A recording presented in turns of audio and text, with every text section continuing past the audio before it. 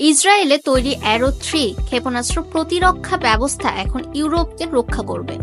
জার্মানিতে এর নির্মাণ কাজ শুরু হয়েছে, যা বার্লিনের দক্ষিণে অবস্থিত একটি বিমান ঘাঁটিতে করা হচ্ছে। 2025 সালের মধ্যে এর প্রাথমিক অপারেশন ক্ষমতা অর্জনের লক্ষ্য নির্ধারণ করা হয়েছে। একই সময়ে এটি 2030 সালের মধ্যে পূর্ণ কর্মক্ষমতা অর্জন করবে বলে আশা করা হচ্ছে।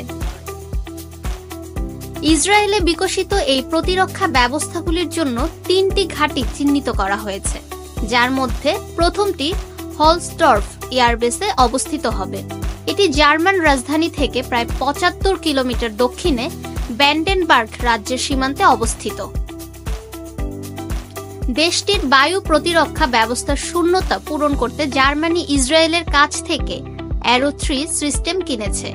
অ্যারো-3 সিস্টেম হল ইসরায়েলের সবচেয়ে শক্তিশালী এবং নির্ভুল ক্ষেপণাস্ত্র বায়ু প্রতিরক্ষা ব্যবস্থা, যা 100 কিলোমিটারের বেশি উচ্চতায় আগত ক্ষেপণাস্ত্রকে বাধা দিতে এবং ধ্বংস করতে সক্ষম। এগুলো তাদের লক্ষ্যে পৌঁছানোর আগে এটি বায়ুমণ্ডলের বাইরের হুমকিগুলোকে নিরপেক্ষ করে।